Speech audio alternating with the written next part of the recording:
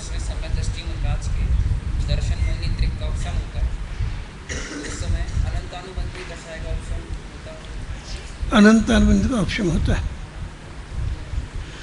हाँ भाई, अब हमें जीव के असाधारण भावों में 5 भावों में अलग अलग शब्द प्रयोग किया है। किताब खोल करके शुद्धात्म सन्मुख, औपशमिक भाव और क्षापशमिक भाव में, फिर से बोलता हूँ, 5 जो असाधारण भाव है, असाधारण भाव में से औपशमिक भाव, क्षायक भाव में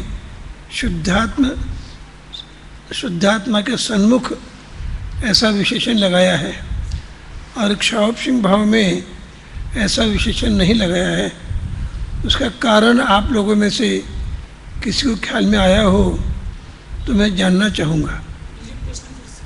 नहीं, अभी प्रश्न के लिए अवकाश नहीं, अब मुझे प्रश्न पूछने दो। मैं प्रश्न पूछ रहा हूँ, मैं ये प्रश्न पूछ रहा हूँ, औपशमिक सम्यक्त, औपशमिक भाव और क्षायिक भाव में निज शुद्धात्म सन्मुख पुरुषार्थी जीव के, ऐसा 2 भावों में निज शुद्धात्म सन्मुख पुरुषार्थी जीव के ऐसा आया है और क्षापशमिक भाव में ऐसा नहीं आया। इसका कारण आप लोगों से मैं जानना चाहता हूँ। बोलो।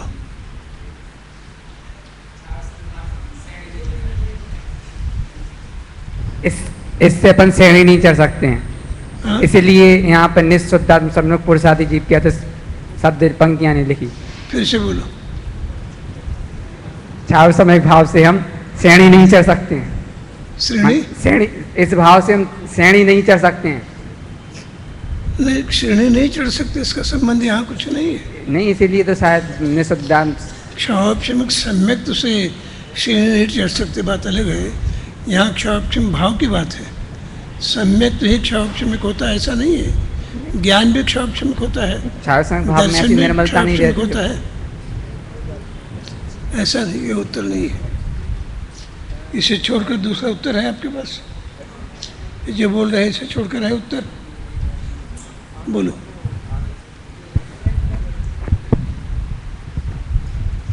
अनादि मिथ्या दृष्टि जीव को सर्वप्रथम औपसमिक सम्यक्त होता है। तो भाई औपसमिक सम्यक्त अपने आत्मा के पुरुषार्थ पूर्वक ही होगा, बाह्य के पुरुषार्थ से नहीं होगा। और जो छायक सम्यक्त होता है वह एक बार होता है तो अनंत काल के लिए हो जाता है। तो वह भी किसी कर्माधीन वस्तुओं के आधार से नहीं होगा, वह भी अपनी आत्मा के आश्रय से ही होगा, इसलिए वह अनंत काल तक रहता है। मैं तो क्षापशमिक सम्यक्त के लिए, क्षापशमिक भाव के लिए निःशुद्धात्म सन्मुख ये विशेषण क्यों नहीं लगाया, ये पूछ रहा हूँ। ये आपका उत्तर कुछ मार्ग योग्य नहीं है। फिर से बैठो। मैं क्या पूछ रहा हूँ ये पहले समझ ले सभी। मैं ये पूछ रहा हूँ, औपशमिक भाव, क्षायिक भाव के लिए निज शुद्धात्म सन्मुख पुरुषार्थ ऐसा विशेषण लगाया है और क्षापशमिक भाव में ऐसा विशेषण नहीं लगाया। उसका कारण क्या है? तुम्हें भरोसा है उत्तर का बराबर है? बोलो। पारिणामिक भाव, क्षयोपशमिक भाव और औदिक भाव, ये 3 भाव तो मिथ्या दृष्टियों के भी पाए जाते हैं और सम्यक दृष्टियों के भी, पर मिथ्या दृष्टियों के शायिक भाव और औपशमिक भाव नहीं पाया जाता, क्योंकि मिथ्या दृष्टियों के ज्ञानावरण और दर्शनावरण का क्षयोपशम होता है, इसलिए उनके क्षयोपशमिक भाव है। तो जब क्षयोपशमिक, औदिक और पारिणामिक ये 3 भाव मिथ्या दृष्टियों के पाए जा रहे हैं, इसका मतलब है कि इसमें स्वसन्मुख पुरुषार्थ की जरूरत नहीं है। और जो 2 भाव शायिक और औपशमिक जो सम्यक दृष्टि के पाए जा रहे हैं, उससे ये सिद्ध होता है कि इन 2 भावों में स्वसन्मुख पुरुषार्थ की आवश्यकता है। बहुत बढ़िया उत्तर दिया, यथार्थ उत्तर दिया। तुम्हारा उत्तर इससे भिन्न है, यही है। देखो, थोड़ा सावध होकर सुनना, समझदारी का उत्तर है। क्षावक्षिम भाव,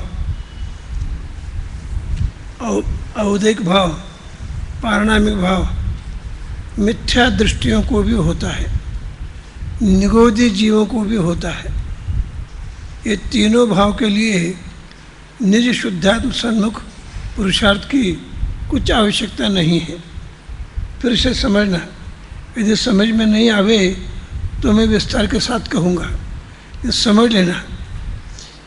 ये जो तीन भाव है, क्षावक्षिम भाव, औदिक भाव, पारिणामिक भाव, ये तीनों भाव प्रत्येक जीव को अनादिकाल से होते ही है। इसके लिए निज शुद्धात्मा के सन्मुखता की कुछ आवश्यकता नहीं है। ऑटोमेटिक ही क्षावक्षिम भाव होता है, सहज ही औदिक भाव होता है, पारिणामिक भाव भी प्रत्येक जीव को होता ही है। इसमें पुरुषार्थ की कुछ आवश्यकता नहीं है।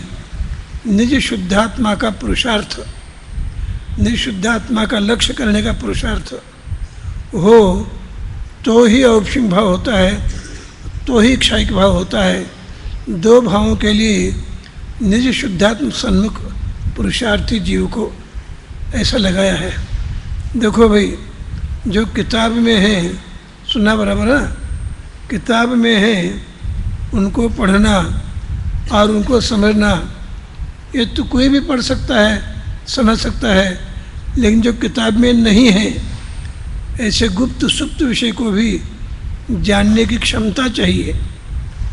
जिनके ज्ञान में जो लिखा नहीं है वह विषय भी समझने की क्षमता है, वो बुद्धिमान है। यानी इन दोनों को मैं वास्तविक बुद्धिमान इस कारण से समझता हूँ। अब देखिए, कोई पूछेगा क्षावक्षिम भाव सब जीवों को कैसा होता है, तो क्षावक्षिम ज्ञान सब जीवों को है। निगोदी जीव भी नित्य निगोदी जीव हो, जो अनादिकाल से आज तक निगोद अवस्था जिन्होंने छोड़ी ही नहीं, उसे भी क्षावक्षमिक ज्ञान है, उसे भी क्षावक्षमिक दर्शन है, उसे भी क्षावक्षमिक दान, लाभ, भोग, उपभोग, वीर, ये पांच लब्धि है। इसलिए क्षावक्षम भाव के लिए निशुद्धात्म सन्मुख पुरुषार्थ की आवश्यकता नहीं है। और औपशमिक सम्यक्त प्रकट करना हो, औपशमिक चारित्र प्रकट करना हो, क्षायिक सम्यक्त प्रकट करना हो, अन्य क्षायिक भाव भी प्रकट करना हो, तो निज शुद्धात्म सन्मुख पुरुषार्थ के बिना अन्य कोई भी उपाय तीन लोक तीन काल में नहीं है। देखो, वैसे तो आपको इसके पहले पांच असाधारण भाव इसके पहले आपके जानने में आए हैं, लेकिन वो जानना अलग है, यहाँ शास्त्रीय प्रथम वर्ष में आने के बाद जानना अलग है। आप लोगों को जानकारी में होगा, मुझे पक्की जानकारी है। वो पोएम का मुझे स्मरण नहीं, एक पोएम हमें 8वीं कक्षा में अंग्रेजी में था, और वही का वही पोएम हमें बीए की परीक्षा में अंग्रेजी में था। वही का वही पोएम, दूसरा नहीं। और उसका खुलासा करने के लिए, विशेष विस्तार करने के लिए आया था। तो 8वीं कक्षा वाला विद्यार्थी उसका खुलासा करेगा, अलग करेगा, बीए वाला अलग करेगा। उसी तरह आपको पहले जो 5 असाधारण भावों का ज्ञान कराने के लिए विषय था, उस समय इतनी बात नहीं थी। अब शास्त्रीय प्रथम वर्ष में आए हो, अब तात्विक भूमिका आपकी बलवान हो गई है। ऐसे समय में यह विषय आपको स्पष्ट होना चाहिए। अब 5 असाधारण भावों में समझाने लायक खास विषय नहीं रहा। एक विशेष बात बताता हूँ, थोड़ा मनोयोग केंद्रित करना, मन को केंद्रित करना। यहाँ सब कोई विद्यार्थी नहीं है क्या? नहीं है? कौन नहीं है? हाँ, कौन विद्यार्थी नहीं? वहाँ कोई नहीं है? इतनी जगह खाली खाली छोड़ी है। अच्छा, आप ऐसा क्या करो, इधर बैठा करो, इतना अंतर नहीं रखना। मुझे भ्रम ये होता है कि यहाँ कोई विद्यार्थी नहीं है। हाँ भाई, अब आगे का विषय चलेगा। अब बोलो। विसंयोजन और संक्रमण में अंतर क्या है? बैठिए, पहले प्रश्न सुनो। विसंयोजन और संक्रमण में क्या अंतर है? इसका उत्तर ये है, विसंयोजन एक प्रकार का संक्रमण ही है। फिर से, विसंयोजन एक प्रकार का संक्रमण ही है। उसे सर्व संक्रमण भी कह सकते हैं। यानी अनंतानुबंधी का कर्म पूरा का पूरा 12 कषाय और 9 कषाय में पूरा परिवर्तित होता है, संक्रमित होता है, बदल जाता है। फिर आप पूछोगे उसे संक्रमण नहीं कहते, विसंयोजन क्यों कहा? उसका कारण ये है, समझना, उसका कारण ये है, अनंतानुबंधी कषाय 12 कषाय 9 कषाय में बदलने के बाद फिर भी वो दिया गया माल दोबारा संयोजित होकर के अनंतानुबंधी रीत से परिणत हो सकता है। इसलिए इसको विसंयोजन विशिष्ट नाम दिया है। विसंयोजन एक अपेक्षा से संक्रमण ही है, उसे सर्व संक्रमण भी कह सकते हैं। लेकिन विसंयोजन का दोबारा संयोजन भी हो सकता है। वर्धमान, बराबर सुनना, संयोजन भी हो सकता है। यानी जो माल अनंतानुबंधी का 12 कषाय 9 कषाय में दिया गया, वह माल यदि जीव मिथ्या दृष्टि हो जाता है तो दिया गया माल पूरा का पूरा फिर अनंतानुबंधी से परिवर्तित होता है। इसलिए इसका विशिष्ट नाम है विसंयोजन। समझ में आ गया? हाँ बोलो भाई, और किसी को शंका हो तो पूछे। देखो, मैं फिर से मेरी एक भावना बताता हूँ। मैं आपकी कक्षा को सावध होकर सुनना, सभी कान खोल कर सुनना। मेरे जीवन काल में मैं आपकी इस कक्षा को सर्वोत्तम कक्षा मान रहा हूँ। फिर से बोलता हूँ, इतने वर्षों से मैं पढ़ाते आया हूँ। इस वर्ष जो पढ़ा रहा हूँ, इस समय मुझे बहुभाग अनुभव ऐसा हो रहा है कि सर्वोत्तम कक्षा मेरे जीवन में सिद्ध होगी। इसलिए जो विद्यार्थी टालने का प्रयास करते हैं अध्ययन को, वे थोड़ा सावध होकर सुने और मेरी इस धारणा को, इस भावना को खंडित न करें।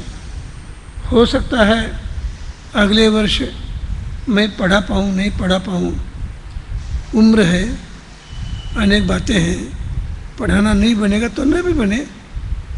इसलिए पीयूष जी को हमने कह के रखा है, वही पढ़ाएंगे, उनको ही मैंने तैयार करने के लिए कहा है।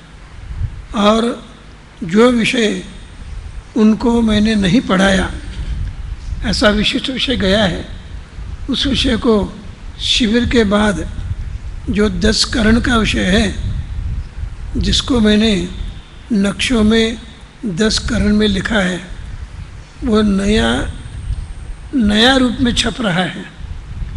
उसको शिविर के बाद आपको पढ़ाऊँगा, उस समय पीयूष जी भी पढ़ेंगे। और नया यानी अधिक पढ़ा रहा हूँ ऐसा नहीं, जो आपकी किताब में है, बीच में मैंने छोड़े हैं, बंद सत्ता, उदय उदरणा, इनको छोड़ा है। उनको बहुत व्यवस्थित मुझे समझाना है। और मेरी एक भावना है, मेरी भावना के साथ आप यदि सहमत होगे तो देखो,